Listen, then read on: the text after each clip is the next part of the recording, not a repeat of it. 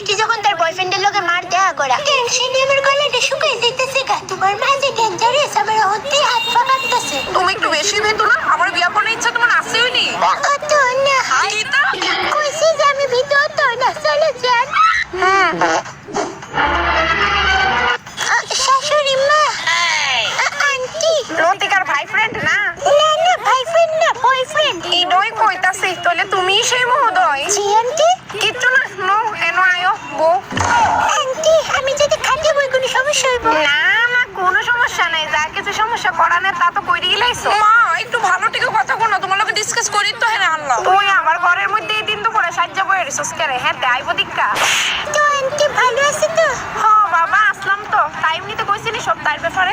হ্যাঁ হ্যাঁ সব জানি, তাইও সব জানি। তাই জানা হে দেন গেছেন না খাইডিও জানো। আরে মা কাছের কথা কো না।